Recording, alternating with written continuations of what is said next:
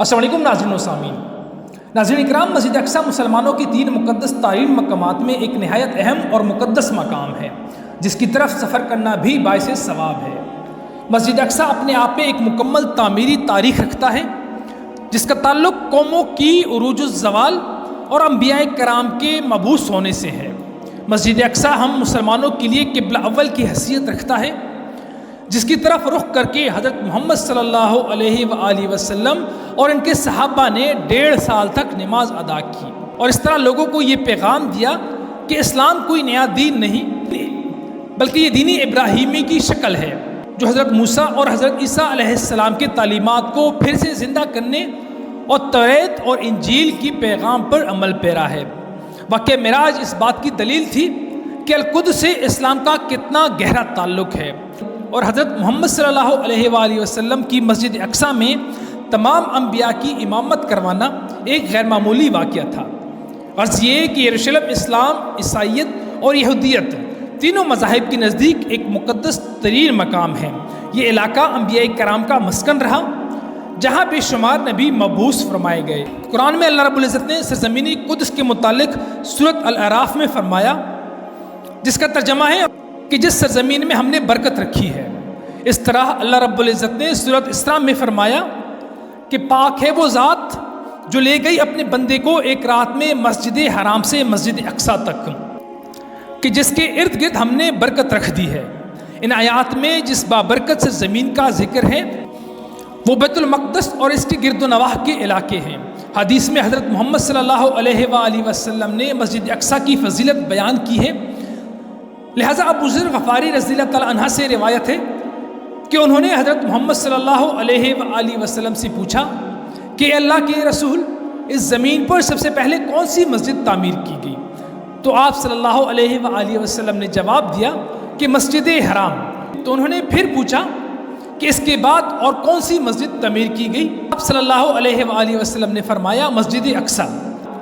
حضرت ابو ذر رضی اللہ تعالیٰ عنہ نے کہا، ان دونوں مساجد کی تعمیر کے دوران کل کتنا وقفہ ہے؟ تو آپ صلی اللہ علیہ وآلہ وسلم نے جواب دیا 40 سال کا۔ ناظرین کرام، علماء اور مفسرین کی ایک جماعت کے نزدیک مسجد اقصیٰ کو سب سے پہلے خود حضرت آدم علیہ السلام نے تعمیر کی، اور بعد میں حضرت ابراہیم علیہ السلام نے اس مسجد کی دوبارہ تعمیر کروائی۔ روایات کے مطابق اللہ رب العزت نے حضرت جبرائیل علیہ السلام کو خصوصی طور سے حضرت آدم علیہ السلام کے پاس بھیجا اور حکم دیا کہ مسجد حرام اور مسجد اقصیٰ کی تعمیر کریں۔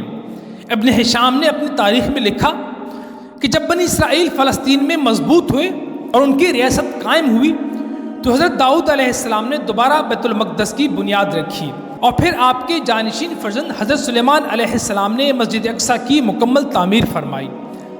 غرض یہ کہ احادیث اور تاریخی روایات سے یہ معلوم ہوتا ہے کہ بیت المقدس کئی مرحلوں اور کئی ادوار میں بار بار تعمیر کرائی گئی۔ مسجد اقصیٰ کی مکمل تعمیر حضرت سلیمان علیہ السلام کے دور میں ہوئی، جس کی تائید نہ صرف اسلامی بلکہ اسرائیلی روایاتوں میں بھی ملتی ہے۔ حضرت سلیمان علیہ السلام اللہ رب العزت کے جلیل القدر پیغمبر تھے، جن کی سلطنت مشرق سے مغرب تک پھیلی ہوئی تھی، اور انسانوں کے ساتھ ساتھ وہ چرند پرند، جانوروں، حیوانات، ہوا اور جنات پر بھی آپ علیہ السلام کو حکومت عطا کی گئی تھی۔ جنات حضرت سلیمان علیہ السلام کے تابع اور فرمانبردار تھے۔ اللہ رب العزت نے جنات کو آپ کے تابع کر لیا تھا، جو حکومتی امور میں حضرت سلیمان علیہ السلام کی حکم کی تعمیل کیا کرتے اور بڑے بڑے کام سر انجام دیتے۔ لہٰذا مسجد اقصیٰ کی تعمیر کا کام حضرت سلیمان علیہ السلام نے جنات سے لیا۔ اس مسجد کی تعمیر آپ علیہ السلام کے بادشاہ بننے کے بعد ہی شروع ہو گئی، اور تقریباً 40 سال میں مسجد اقصیٰ کی تعمیر مکمل کی گئی۔ تعمیری مقامات پر حضرت سلیمان علیہ السلام نے شیشے کا ایک حجرہ بنایا تھا، جس کے اندر آپ علیہ السلام عبادت کیا کرتے تھے۔ آپ اپنے عصا کے سہارے کھڑے رہتے اور اللہ رب العزت کی عبادت میں مشغول رہتے۔ یہ عبادت کافی طویل ہوتی، بعض اوقات کئی ہفتے یا کئی ماہ کھڑے رہتے، اور جنات اپنے کاموں میں مشغول رہا کرتے۔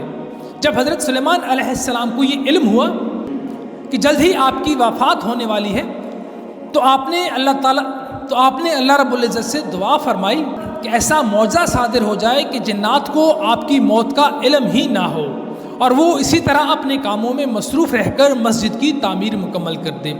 لہٰذا اسی حجرے کے اندر جب آپ علیہ السلام عبادت میں مصروف تھے تو آپ کی روح قبض کر لی گئی، لیکن آپ علیہ السلام کا جسم مبارک اس عصا کے سہارے ایسے ہی کھڑا رہا، اور جنات یہ سمجھتے رہے کہ حضرت سلیمان علیہ السلام عبادت میں مشغول ہیں۔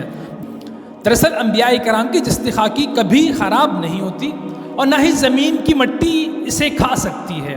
اس روئے زمین پر جتنے بھی نبی بھیجے گئے آج بھی ان کے جسم مبارک ان کی قبروں میں موجود ہیں۔ ناظرین اکرام، حضرت سلیمان علیہ السلام کے انتقال کے کئی سال تک اسی مقام پر اپنے عصا کے سہارے کھڑے رہے۔ آخرکار جب اس کی عصا کو دیمک کھانے لگی اور وہ لاٹھی کمزور ہو گئی تو آپ علیہ السلام کا جسم مبارک زمین کی طرف جھکنے لگا، اور تب جنات کو یہ علم ہوا کہ حضرت سلیمان علیہ السلام کی وفات ہو چکی ہے۔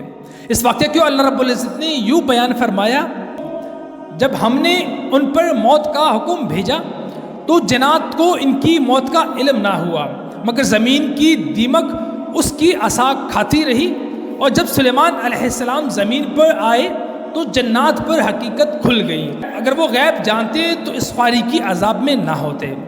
آخر میں دعا ہے کہ اللہ رب العزت ہمیں گناہوں سے بچنے کی توفیق عطا فرمائے، اور اپنی زندگی سنت رسول صلی اللہ علیہ وآلہ وسلم کے مطابق زندگی گزارنے کی طاقت عطا فرمائے۔ آمین ثم آمین۔